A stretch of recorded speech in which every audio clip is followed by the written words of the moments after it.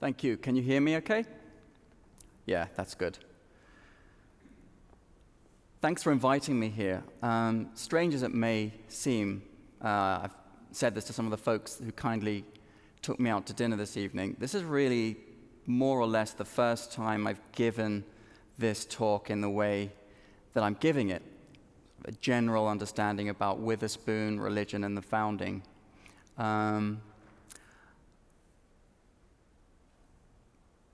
Given a lot of papers on the academic side of specific minutiae of Witherspoon's career, all sorts of different aspects of it. I've never actually brought them together in one place. So for more than 10 years actually, scary to think about that, I was doing that, getting the book out, and then since the book's been out since 2017, 2018, I always wanted to have some kind of creative distance from it, and not to sound too melodramatic, but it was so exhausting to put the whole thing together. I just couldn't even talk about this fellow for a year and a half until sort of now. So sometimes whenever you go to a book talk, as it were, you think, oh, has this person given this over and over again? But no, this is the first time I've given this talk, and particularly in this way. So thank you for inviting me, and thank you for framing it in this relatively controversial way, but as we'll see, it's not such a controversial title once we get into it. And I'll introduce, as we go along, how I came to this topic.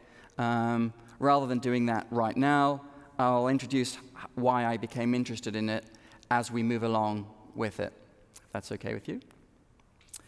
So, starting with this, I guess, colored-in version of a 18th century print. What we see here is George Washington looking heroic, enlightened, one might say.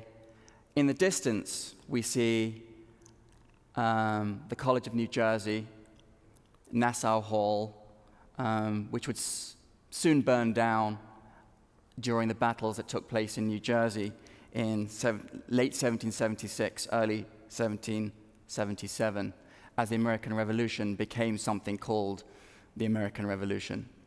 So with this picture, I guess you could think, oh, well, there's Washington, there's the American Revolution, but you could also say this is happening around a college where one Witherspoon was based, goes backwards and forwards, where his library is burned down in that building, near to that building behind Washington. But more importantly than that, we see people that I presume to be dead or dying, something that we sometimes forget about all wars, and the revolution itself when we think of heroism and everything that happens afterwards. Forget about all the sacrifices that are made. And we see red coats, we see blue coats, and we see enlightened heroism in the middle, but we also see chaos, murder, some people would say, others would say war. And we see what some historians phrase as a cousin's war, a way that I like to think of the American Revolution. Just a fun beginning to the talk to really get us moving. I will get happier and more profound than this, I hope. But we can start with death, chaos, and depravity. And the phrase that I was always very affected by from Witherspoon, which some of you will be familiar with. I see Paul in the audience.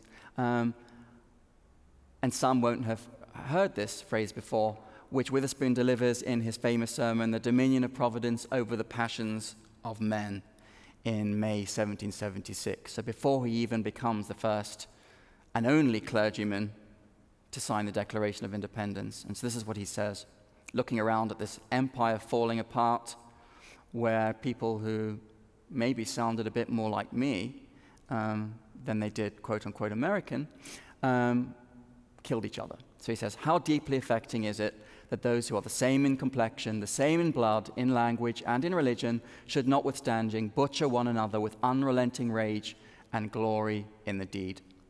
And so, as I write there, this sentiment helps to explain how Witherspoon supported American independence with what I would call a reformed sensibility. this is the opening of the book. I promise I won't read anything more from the actual book after this. So after that quotation, then we have, in the 2 centuries since British subjects and American revolutionaries stabbed, clubbed, maimed, shot and tortured each other, further butchery takes place. But it remains startling to recall the violent exchange between cousins and even brothers and sisters during the final decades of the 18th century, when we saw something that ended up being called the United States. And again, a few weeks before he became the only clergyman, Witherspoon asks a similar rhetorical question, and then he says, in that same sermon that we read from, he sees the American Revolution as evidence of the, quote, wrath of man, and he sees the wrath of man in the transformation of people who are all on the same team, George Washington, John Witherspoon, on the same team fighting for the British Empire in the 1750s, end up fighting against each other 1770s. 6 months later, after Witherspoon gives that quotation, as I mentioned, most of his personal library would burn to ashes. And in that library, there's books by Augustine, by Calvin, but also pamphlets by Scottish Enlightenment thinkers, as well as their Scottish evangelical foes, people who questioned what has come to be thought of as the Scottish Enlightenment, though it wasn't called the Scottish Enlightenment in the 18th century, I should say. Manuscripts on the colonization of North America. It doesn't matter what the particular philosophical sentiment, it was burned down to the ground again. It becomes dust, as it were. Useful metaphor. Witherspoon's son would die in the Revolution. He'd be buried in a grave that had been dug for fallen patriots. And another son would be captured and imprisoned by British forces in the Caribbean. And then Benjamin Franklin would have to negotiate to get that son free. That's the Battle of Germantown. More chaos. That's where Witherspoon's son, James, passes away. We don't really know anything about what Witherspoon thought of this, partly because a lot of his papers were burned by not British soldiers, most likely, Hessian German mercenaries who were particularly violent during the Battle of Princeton, as well as during her Battle of Germantown. But out of chaos comes enlightenment, as Rick mentioned. There's Mark Knoll, Time magazine. And Mark Knoll, earlier on in his career, in books like America's God, that you can see in the top corner there,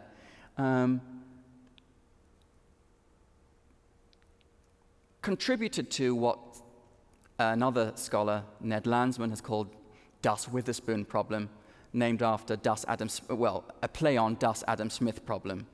So scholars, when they think about the Scottish theorist Adam Smith, used to think that Smith was divided between a happy, sunny vision of what humans are capable of versus the darker Adam Smith that says greed is good, to cut a long story short.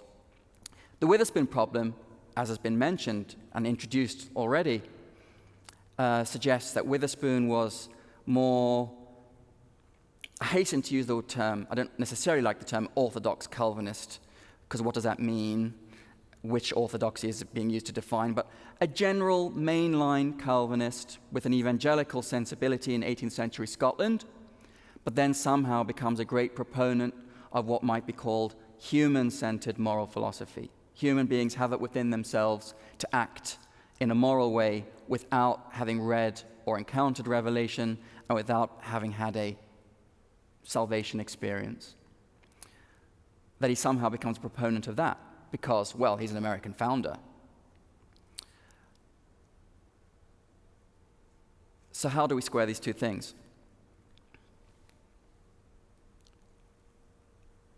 Knoll and others, which is potentially to caricature some of what they said, which was more nuanced, but generally in the 70s and 80s, tended to say that Witherspoon became a proponent of Scottish moral sense philosophy, and that this was somehow very different from what he'd been up to when he lived in Scotland before he moved to the North American colonies in the mid-1860s. Witherspoon leads troops in the so-called Jacobite Rebellion, as I mentioned, against Bonnie Prince Charlie and his men. That's, by the way, what really got me interested in Scottish history before I was interested in American history. I was lucky enough to go to elementary school in North London, where all the teachers, for some reason, were stern Scottish women and Scottish men. And they taught us as 10-year-olds about Bonnie Prince Charlie back when they used to teach history in elementary school. At least in the UK, I don't know what the situation is here. Actually, I do now. This is what got me interested in Bonnie Prince Charlie. Having thought of it more lately, I thought, why were Scottish teachers in England teaching us about somebody who tried to get rid of the English, or at least the British state? But that's another story for another time. But Witherspoon, more generally, part of the Witherspoon problem is not only was this person supposedly abandoning his more evangelical approach to faith on becoming a founder in favor of a more human-centered moral philosophy, but that he also has fought for the British Empire in 1745 against people like Bonnie Prince Charlie, the great Jacobite pretender to the British throne in one of the last battles on mainland British soil. Yet 3 decades later, turns against that same empire and becomes the only minister to sign the Declaration. And there's his famous signature on the Declaration. So how can we explain this?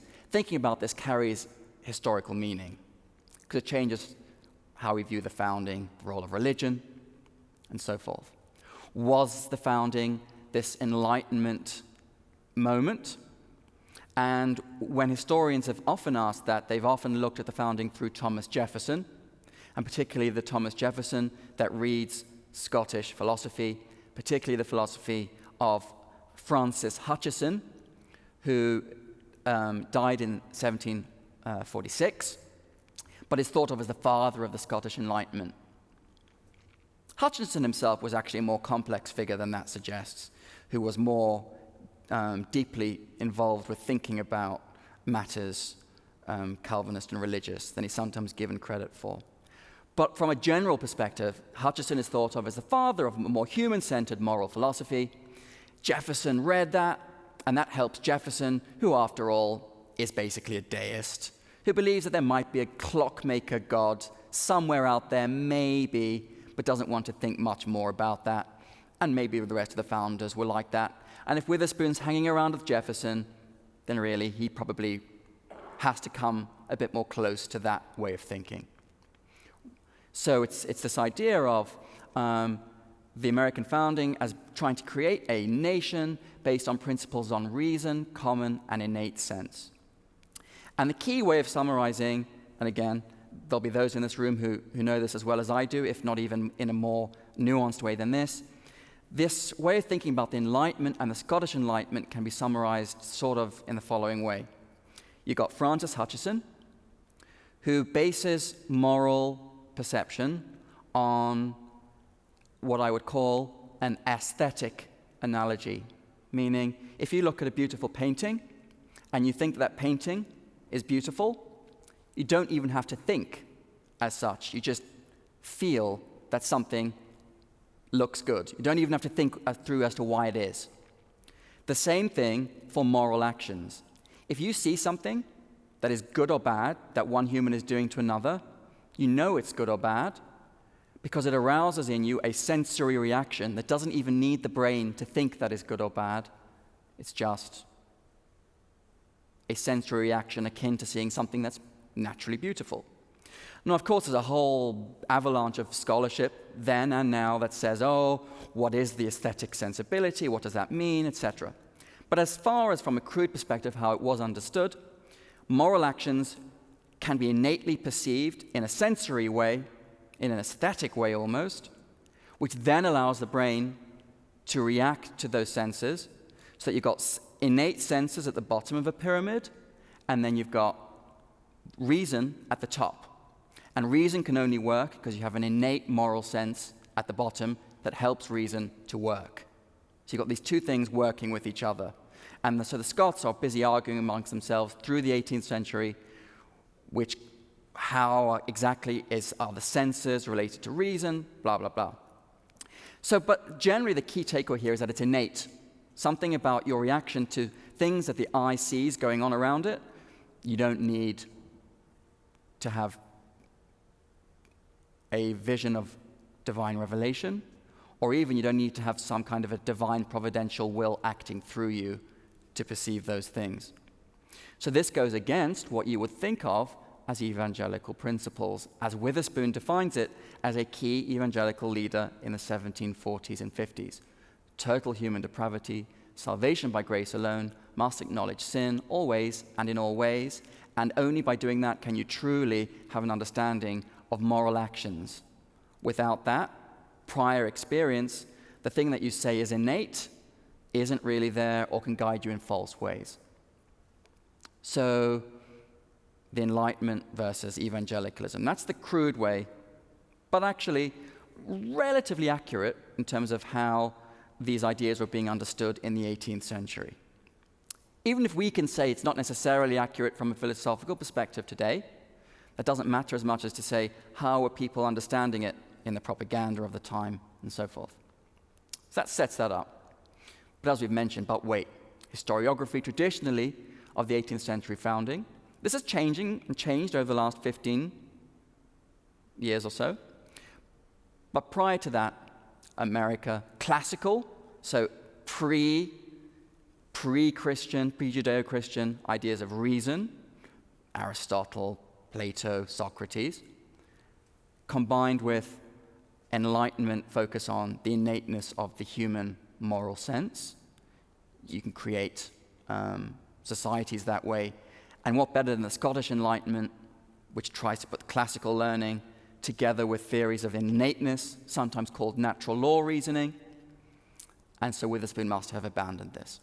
So I'm snobby, of course, because I'm from the old world, so we like to make fun of American intellectual history as treating the Enlightenment as like a thing, like I write there. You can put it in a suitcase and carry it over like a travel adapter. Not necessarily works like that. It's more subtle than that, but generally, this is how we're looking at it, and this is how people have seen it. No disrespect to Dan Walker Howe, who wrote a famous article, Why the Scottish Enlightenment Was Useful to the Framers of the American Constitution. It's a thing that you can carry and then put it on the soil of North America, and then they can use this thing which teaches you how to act morally on your own without having to have God get in the way. Useful to people like Thomas Jefferson.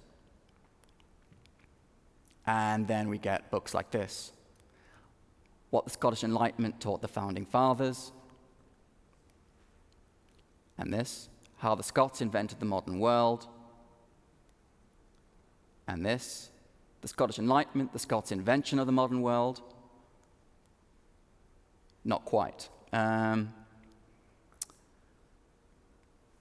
I introduced, how could the US, before it was even the US, have been founded according to such principles when we have a chaotic cousins' war, people killing each other, chaos, people who think they all are reading the same philosophical theory, but then come up with two different opinions as to what it means, and use those two different opinions to kill each other? That's sounding a bit darker, a bit, dare one say, depraved. It speaks to a sensibility focused on the human propensity for sin and the need to remember it and the need to transcend it. And so I say Witherspoon integrates that into his teaching. So number one, he is a bit more subtle when it comes to the way he teaches philosophy to students. So he'll use the language of Enlightenment, empirical reasoning. I can see that object in front of me, and I can trust that perception. But he uses that, for example, to say we can use empirical understandings of the world to look at the ways that we can understand chaos. I can use my brain and my eyes to understand the chaos around me, which then becomes a way of suggesting the centrality of sin. He says I can use my empirical senses to understand whether someone's salvation experience is real or fake. Very similar, in fact, to what Jonathan Edwards was thinking, while also reading, influenced by some of the language of the Scottish Enlightenment, but not necessarily subscribing to its ethical conclusions. So that's one way that Witherspoon was a bit more, quote-unquote, orthodox Calvinist, evangelical in the 18th century sense. But also the context of the American Revolution itself, I suggest, makes that same point. How can we have a notion of innateness when we see what we're all doing to each other? And he uses, many scholars suggested that the fact that Witherspoon has all these different theorists in his curriculum, when he moved to the College of New Jersey, where he was invited to be the new president, based on his reputation for being an intellectual evangelical in the Scottish establishment through the 1740s and 50s, he then introduces different philosophers, including Hutcheson. But as Witherspoon says, in a quotation I won't read you, the fact that I have Hume, Hutcheson, Locke, Augustine, Hobbes, church fathers, all people who have different ideas about ethics and morality, teach them all together, then you know that no one will have the exact right answer. What does that tell us? We can't truly know. And for him, that's a Calvinist message, because the only thing the way you can truly know morally is through salvation. So that's, again, how his lectures in his classroom can also correspond to the fact that he's lecturing at a time when some of his students will be killed, at least 2, in the Battle of Princeton. So yes, get that null endorsement, which took me by surprise as well. The publishers didn't even tell me they were going to ask him. But yeah, subsequent discussions that we've had together, kindest, smartest fellow you could meet. And so how did I get here? Let's explore that all a bit more, okay? Things have gotten all a bit heavy now, so let's lighten things up a bit. So why do we care? Only minister to sign the Declaration of Independence. Pretty amazing when you think about it. We think of the Puritans, we think of religion, what Ronald Reagan called the first founding, the Puritan founding, yet only one minister signs the Declaration. And he wasn't even a Puritan, he was a Scottish Presbyterian, whatever that was in the 18th century. That's what people used to say, who weren't Scottish Presbyterians. So that's interesting. We already mentioned, some people say he brought the Enlightenment in a suitcase with him. Some say doesn't. Educates dozens of constitutional founders, including James Madison, father of the not the Scottish Constitution. That's being abandoned now anyway, or being reimagined. Father of the US Constitution. He's important because his experience in Scotland and all the conflicts that he has in Scotland, we'll get to that in a second, impacts debates over, for example, the nature of disestablishment of religion. How does the fact that he tries to maintain the autonomy of the Scottish Church while an important Scottish church leader then impact how he influences people like Madison, who think about how do we guarantee the rights of dissenting Protestants without necessarily having one state church in the new United States. And of course, he was a Presbyterian and not a Congregationalist or an Anglican. We tend to hear more about those last two than the first. Famous book, some of you will be familiar with, Puritan Origins of the American Self. That somehow something within the American self comes from these hardy New England Puritans. My son goes to preschool in Duluth at Pilgrim Congregational Church, and so I'm always thinking, people are thinking, oh, you would go to that, being an Englishman coming over to North America. What's wrong with this one?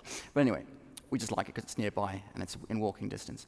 But so Puritans, English Calvinists rather than Scottish Calvinists. There was a difference, of course, in the 18th century. Yet we didn't until the last 15, 20 years, hear much about the Presbyterian side of things. So what about those Scottish Calvinists, who were, after all, the largest migrant group to North America in the 18th century? If we put together Scottish Presbyterians and those who had emigrated or migrated to Ulster, and then you put them all together, it's more than 100,000. So they're an important group. Why else should we care? Well, the only clergyman was not a Baptist, a Puritan, not an Anglican, not a Methodist like Hillary Clinton and Margaret Thatcher. He was a Presbyterian, he was the son of, as is our president, the son of a Scottish Presbyterian. And that's what Donald had to say. First of all, I'm a Protestant, I'm Presbyterian, I'm proud of it, very proud of it. This has been 2015. Believe me, if I run and I win, I'll be the greatest representative that they've ever had in a long time. There's Mary MacLeod, aged 18, who came from Scotland to North America, the mother of the present president. And he's in good company. Before present president, there was James Buchanan, who led the US into civil war, grew up with parents who spoke with the Ulster Scottish brogue of their birthplace, and he used to get made fun of a lot. Chester Arthur, poor old forgotten Chester Arthur, who moved from the Presbyterianism of his Northern Irish father to become a Baptist preacher. Don't ask me much more about him, because this is the 19th century we're talking about here, by the way, in case anyone's getting any ideas for questions after. And of course, before Trump, there was Andrew Jackson, whose Presbyterian father was born in Ulster, present-day Northern Ireland, and who died a few weeks before Andrew's birth. And President Trump's a big fan of Andrew Jackson. And of course, most importantly, great-great-great-great-great-grandfather of Reese Witherspoon.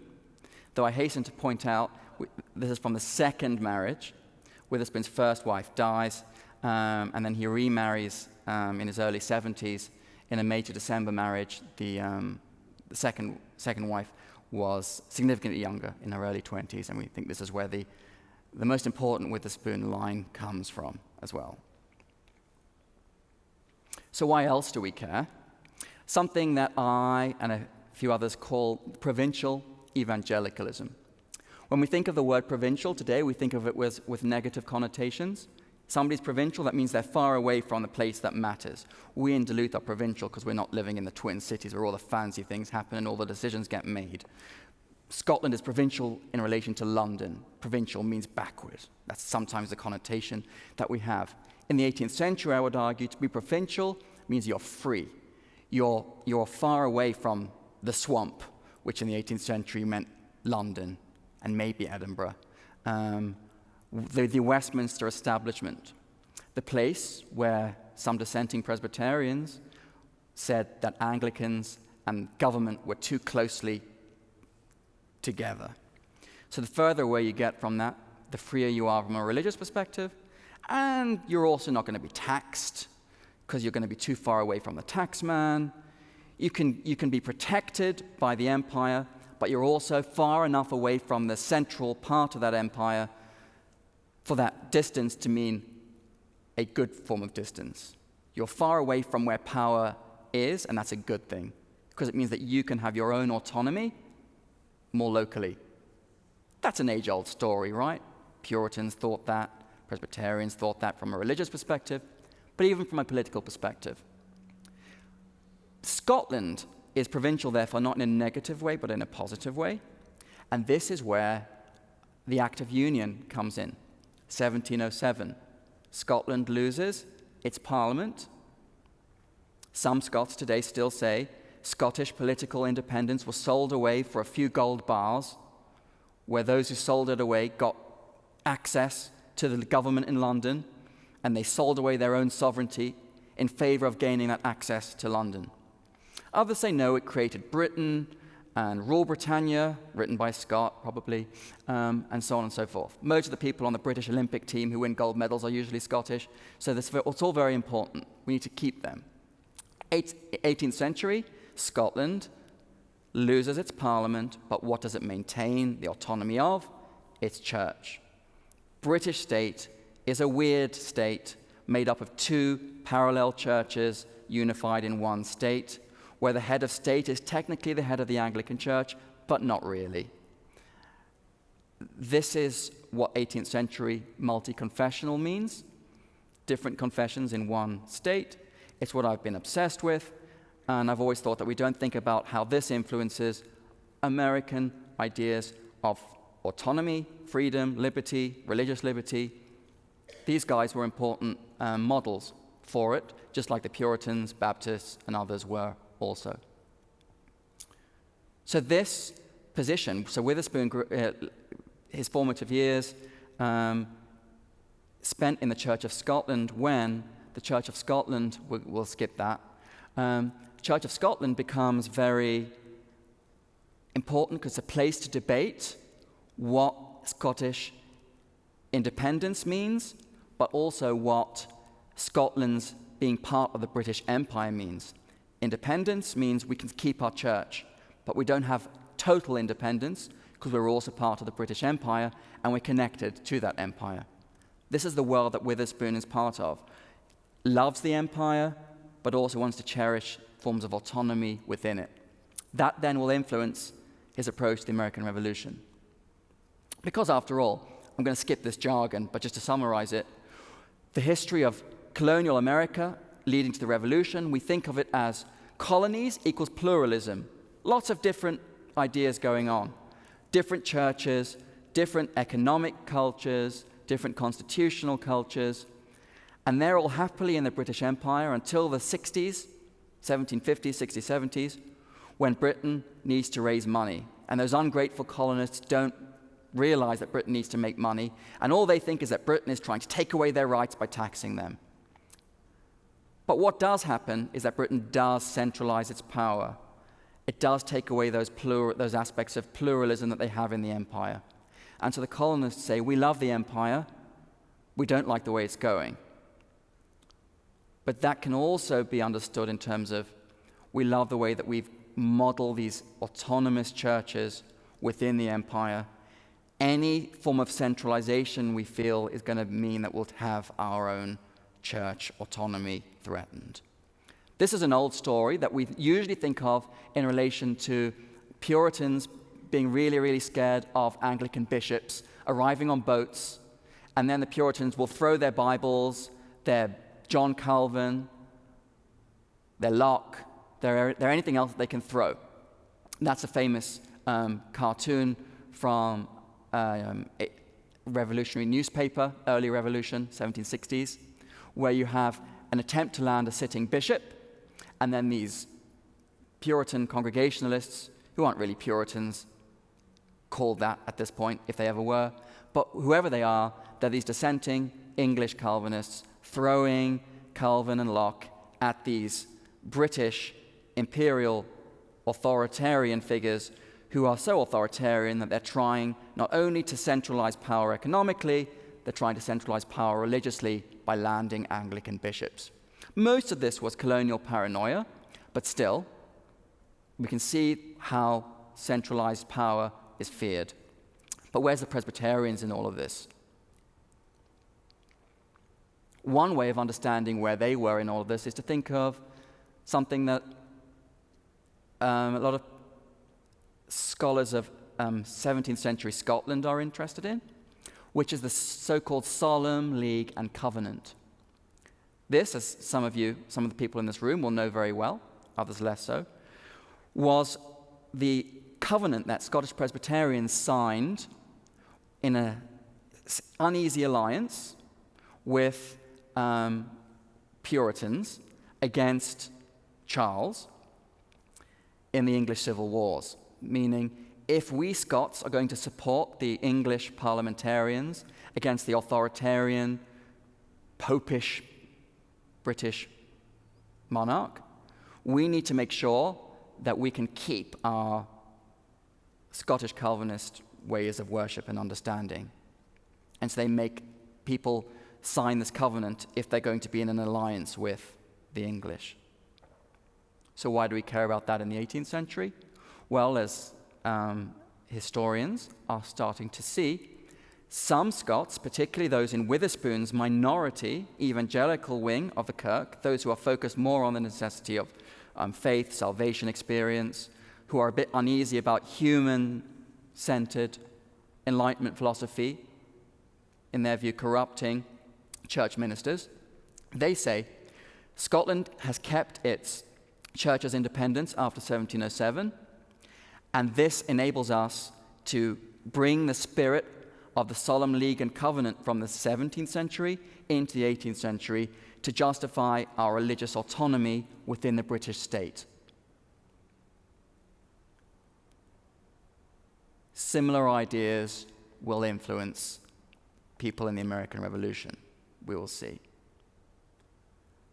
To get rid of the British state, we're doing so because we loved what it meant to live in the British Empire, meaning we had these forms of autonomy guaranteed. Now they're being threatened.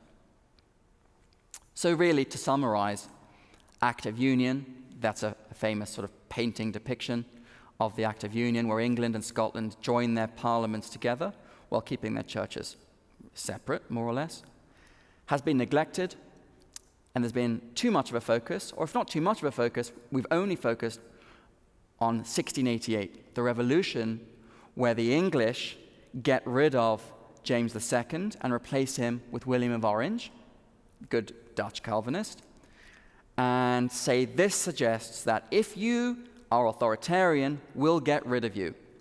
But we'll put another king in place, so we'll give up some power in exchange for our liberties being protected, particularly the liberties of different dissenting Protestants to worship freely. So it's this idea of contractual theory. I give up something in exchange for liberty being protected in the Glorious Revolution. We give up power to an extent to William from the Netherlands, but we don't give up all our power. We're giving up a bit of power to you as a king, but that's a contract, a covenant, you might say. You protect our rights of dissenting Protestants. That supposedly influences, and it does, influence colonial Americans. They think, well, we've given up our power to London during the 18th century, but by giving up some power, such as not having any representation, we need to get something else. What else do they get? All sorts of autonomy for their churches, economic institutions, political institutions. So it's a delicate balance. You give up something to London, but you get autonomy on the ground in exchange.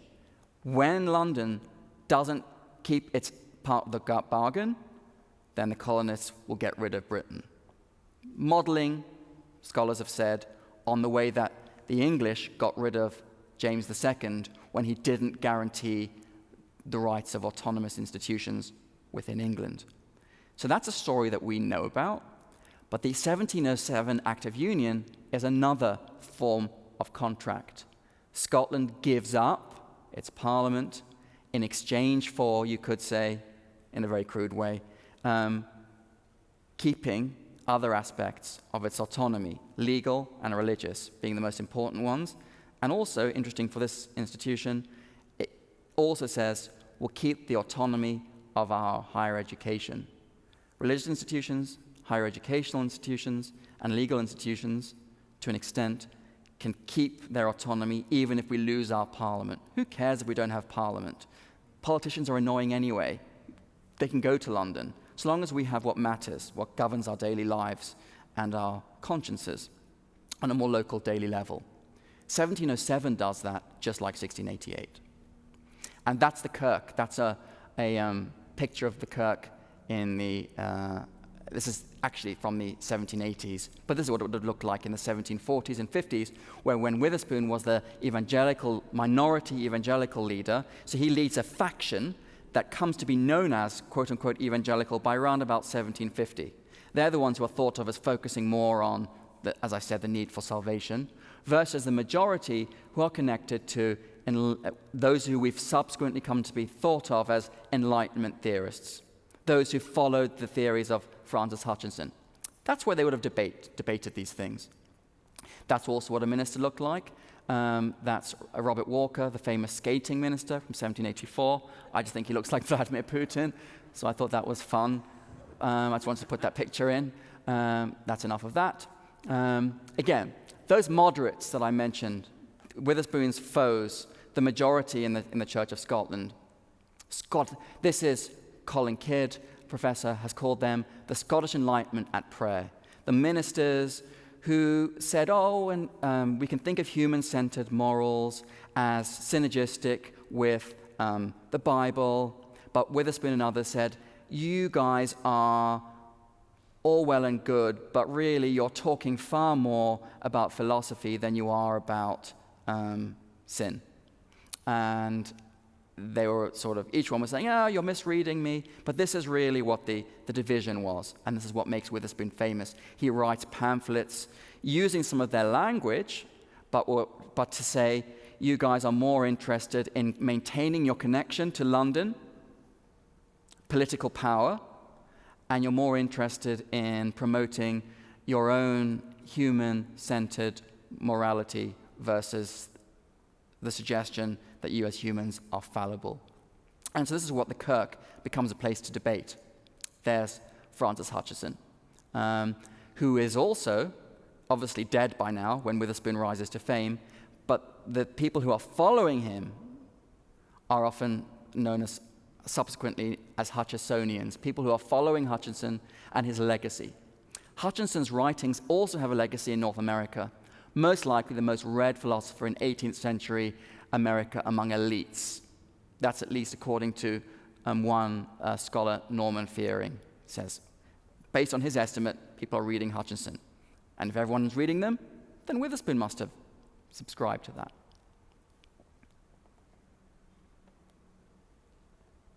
But yeah. So while this is all going on, Witherspoon's in the Kirk, maintaining its autonomy. He's also fighting for the British state. He gets stuck in a castle after witnessing a battle. He didn't actually fight per se, but he is impounded in a castle. His colleagues managed to escape, but he couldn't fit through the chimney. True story. So he was stuck there a lot longer. Allegedly became a bit depressed and angry about everything. And he's starting to think, what can I do? There's George Washington around about the same time, fighting for the same British imperial state.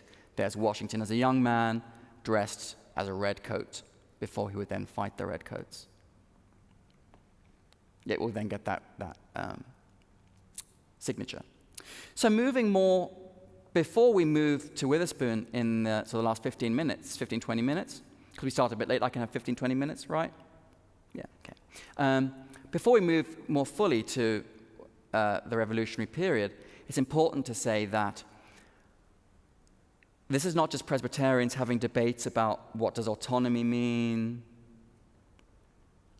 Do we like religion to be connected to the state? Do we want it to be separate completely from the state? Do we want to use our position as ministers to promote human-centered moral ideas? Do we want to use it to promote more the necessity of salvation? This is going on amongst those large Presbyterian communities in North America, particularly in the middle colonies, New York, New Jersey, Pennsylvania, but even moving into the American South. They're also arguing about autonomy. For them, 1707 means, what does a colonial assembly in New York or New Jersey or Philadelphia mean? What does the independence of their churches mean there? They're in fights with British governors and their supposed Anglican allies, who are thought of as centralizing religious power over them, as well as economic power. So the model of the British Empire as being multi-confessional with different churches isn't just something that Scots in Scotland can adhere to, but they look at the way the church negotiates its own power in the British state, and they see that as a model for how colonial churches negotiate their power within the British Empire. So when Britain changes the goalposts and impinges upon that empire, they will use the same languages that Scots in mainland Scotland did, such as Witherspoon, who complained that the moderates around him had allied with the British state to shut out evangelicals. Some of these guys will do the same thing within their own colonial American setting and say the British state itself has become corrupted by elites. Sometimes they said Anglicans, sometimes they didn't, and therefore we need independence from them. I'll skip through some of this, but this is just some more evidence of the internal debates that are going on throughout the American colonies. And as some of you in the audience I know, this is not just debates between Presbyterians and Anglicans, it's also amongst them, Presbyterians themselves. They're divided between those who are more in favor of connecting themselves to colonial states and those who are not. Those who are in favor of promoting a more evangelical approach to faith versus those who say we need to promote a more educated approach, in their view, which suggests that humans have it within them to act morally without having to constantly go on about their sin day in and day out. These conflicts provide languages of how to negotiate power, liberty, autonomy, and those languages can then be used to provide terminology that can be used against Britain once we get to revolution. So we don't need to just look at New England Puritanism for all of this. Okay? This is in his famous sermon that Witherspoon eventually delivers when he's on his way to becoming a patriot. That same Dominion of Providence sermon, famously he warns, quote, if we yield up our temporal property, pay taxes, when we don't have representation, we at the same time deliver the conscience into bondage. So he's saying centralization of economic power can potentially lead to destruction of our conscience. The same people that are taxing us without representation will potentially also forget that we live in an entity where we're supposed to have independence for lots of different autonomous religious institutions rather than having the state controlling any of them, or rather than having one particularly connected to the state. But again, you could see 1688 in that, the legacy of the Glorious Revolution in that statement, but I would argue you also can see Witherspoon's experience with the Act of Union. We've given up our power to the English Parliament, which is now the British Parliament. We didn't mind that because we still got our church kept intact. But things start to go wrong by the 1750s and 60s as the British state centralizes and takes away that church power, including by making alliances with his moderate allies. Okay. By the way, Samuel Adams, cousin of John, he invokes the 1643 Solemn League and Covenant when he's fighting in 1774 through to 1776. So he's not even necessarily just looking to Puritan ideas to justify his fight against the British state. He's even looking to that Solemn League. There was a poem about Witherspoon. Princeton received him bright amidst his flaws, saw him labor in the good old cause, the hate of kings and the glory of the kirk. But that's not quite right, because as we've suggested, like any good dissenting Protestant, and many others, in fact, in the 18th century, they loved the British Empire. They loved the British monarchy, so long as the king or queen looked after their semi-autonomous rights. They were not anti-monarchical. Just because some Puritans opposed the monarchy in the 17th century doesn't mean that American colonists were innately likely to oppose the monarchy. Just like Presbyterians, they may have opposed a particular monarch for being corrupt, but they didn't oppose the monarchy in principle. Witherspoon fought for the British monarch in the Jacobite Revolution. Against the Jacobite Rebellion. So the idea of these dissenting Protestants being innately anti-monarchical isn't accurate and doesn't explain. What they don't like is a centralizing British state, and they generally blame the governors in that state for having taken control of it, and they don't even believe the monarch knows what the hell's going on. Pardon my language. Witherspoon says this: be careful not to question. He questioned, quote, insolent abuses of His Majesty's person. He's saying, this is a problem of the government in Westminster. This is not a problem of the British Empire. The British Empire works when it works. When it works well under one monarch, that monarch is a benevolent entity that can guarantee the rights of our different dissenting institutions.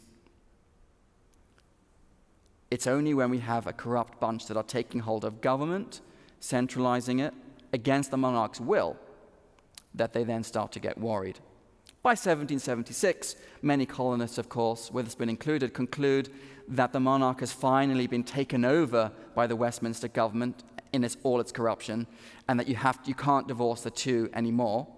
But up until then, we should never say, oh, these are Presbyterians who, like Puritans, hated monarchy because they didn't like Charles I and II and James in the 17th century. That wouldn't be accurate.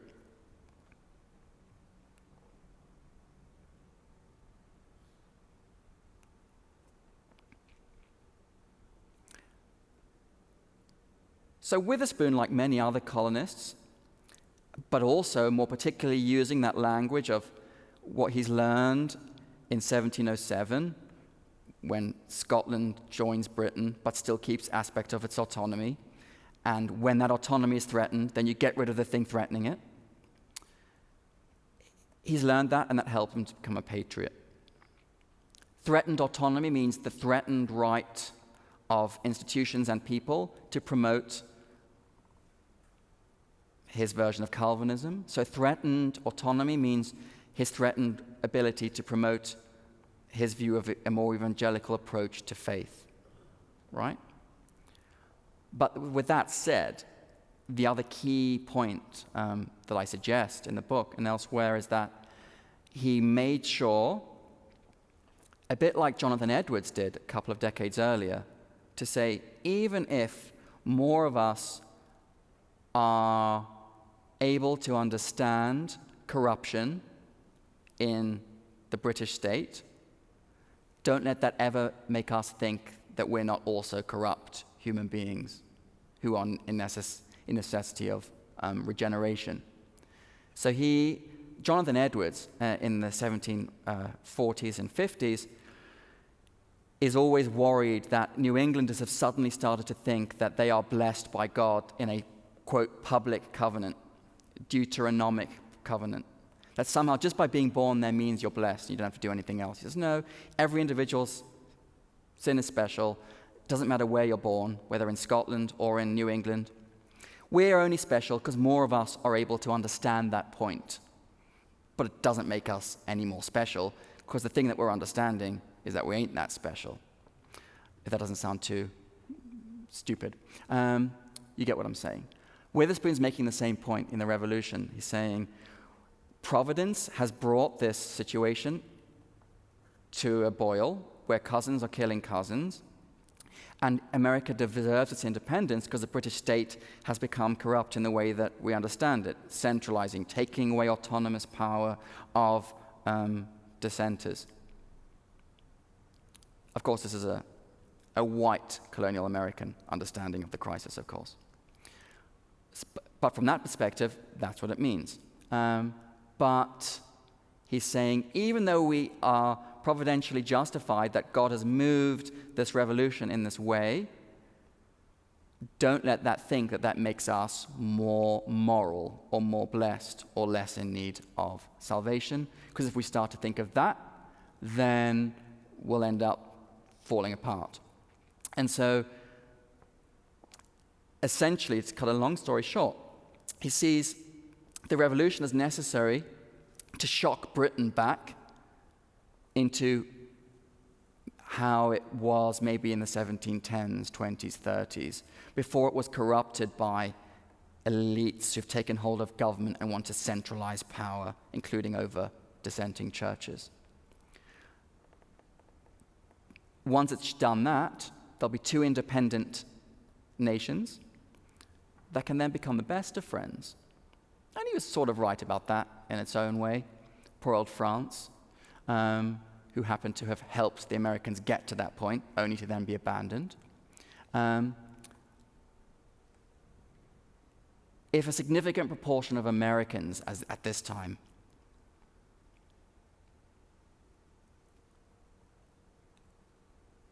essentially follow Holy Spirit, regeneration, salvation, then they'll be able to remain strong as an entity after independence. But Witherspoon says, and he uses the language of the Enlightenment to do this. We can empirically use our eyes to see what's around us, but what we see is the chaos of the American Revolution. My library's been burned down, my son is dead. He doesn't actually say that, but this is what I'm assuming is going through his head. What he does say is generally he points to the chaos of the revolution, and he says that should humble us in the dust and make us think, yes, we deserve our independence. Providence has brought us there. It might also shock Britain into being better, but that it should be the takeaway educational message from all of this. So that same sermon, he says we need a, quote, using the language of Enlightenment, you could say, a cool and candid attention, but looking at what's going on around us. The ravages of human power should, quote, humble us in the dust. So he sometimes implied, a bit like Jonathan Edwards did a couple of decades earlier, that more people living in colonial America and then now in independent America were awakened to their sin. So more of them were in that position to understand their sin, to create a union that would then cohere and rather than fall apart.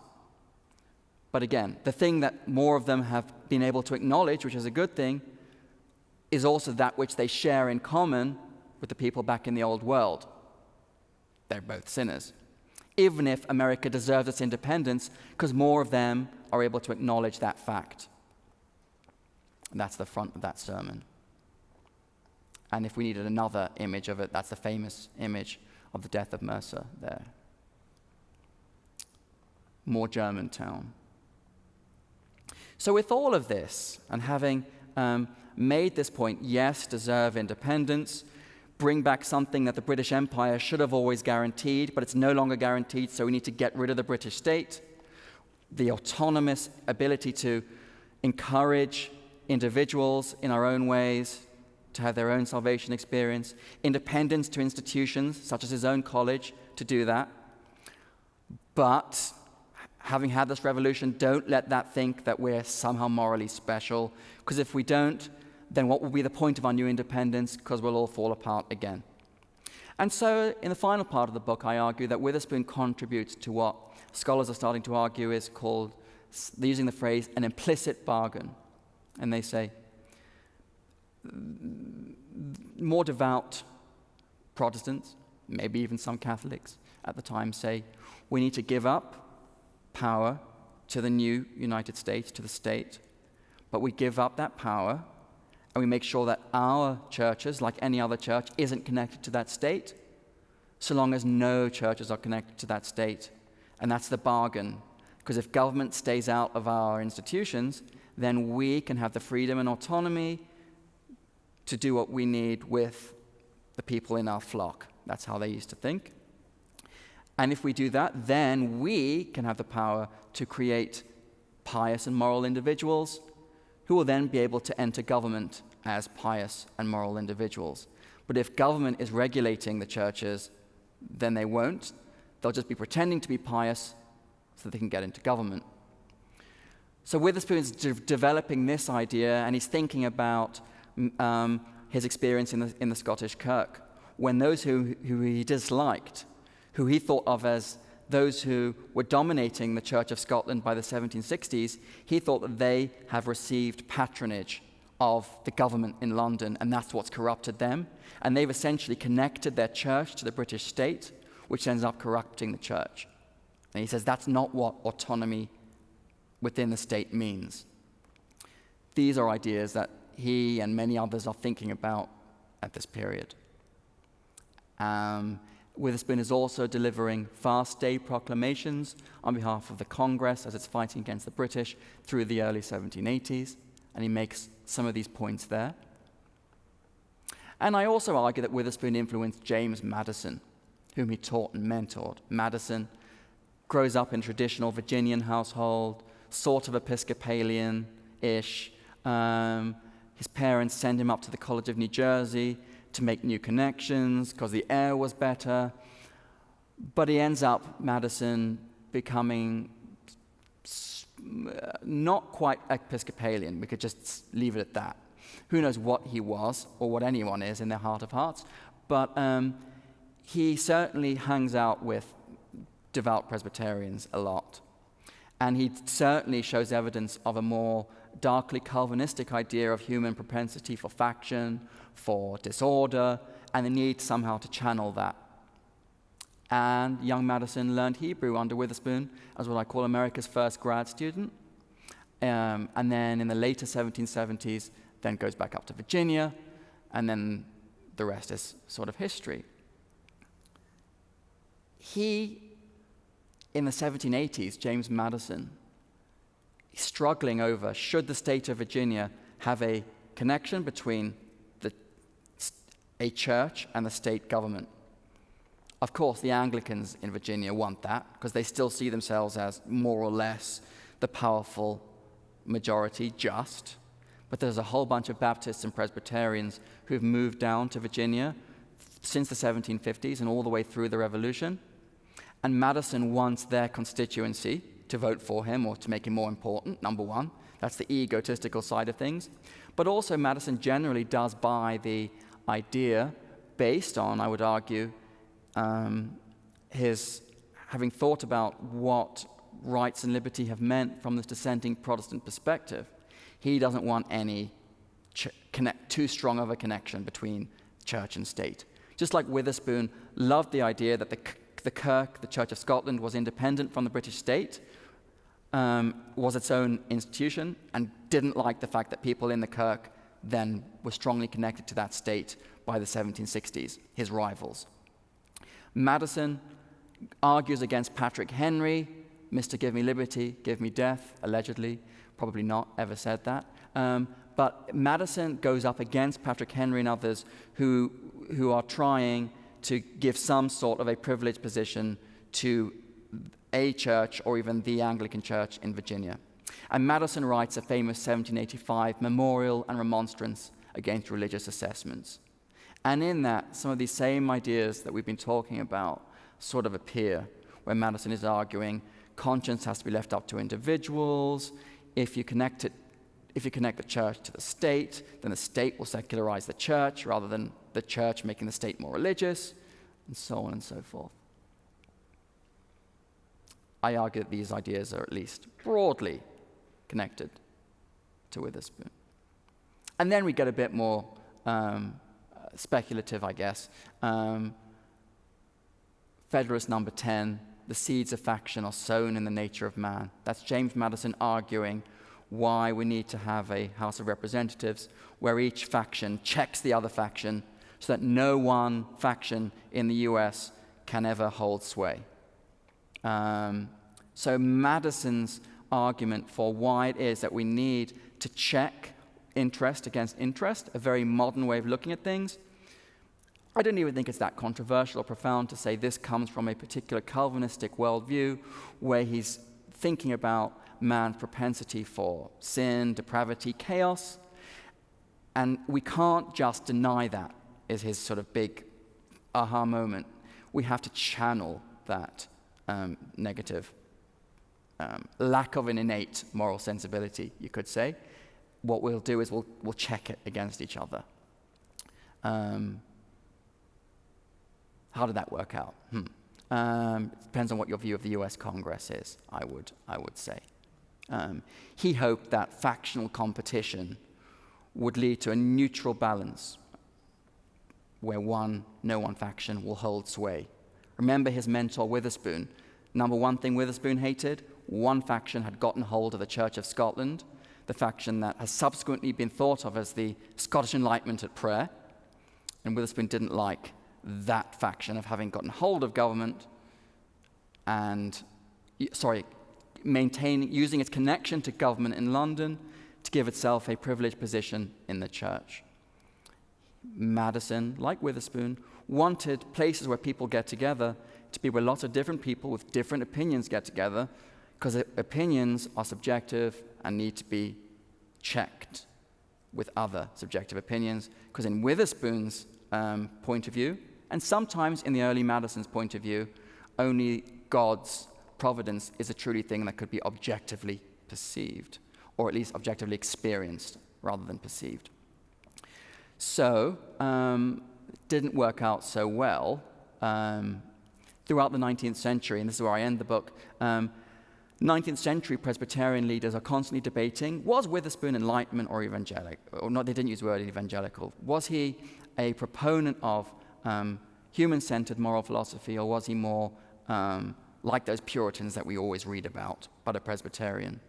But as they're debating this, the Civil War comes, and various Presbyterian churches, like others, burned to the ground in the South. And so, to use Witherspoon's earlier words, they watched as men butchered each other with unrelenting rage and gloried in the deed. Again, Civil War, like the parts of the Revolution, mock the idea of a commonly innate moral sensibility that will just work things out on its own terms. But again, that's another story for another time. Thank you. I think that went okay for my first time trying to work out how that all works with Witherspoon. So thank you for inviting me here. Yeah. Mm-hmm.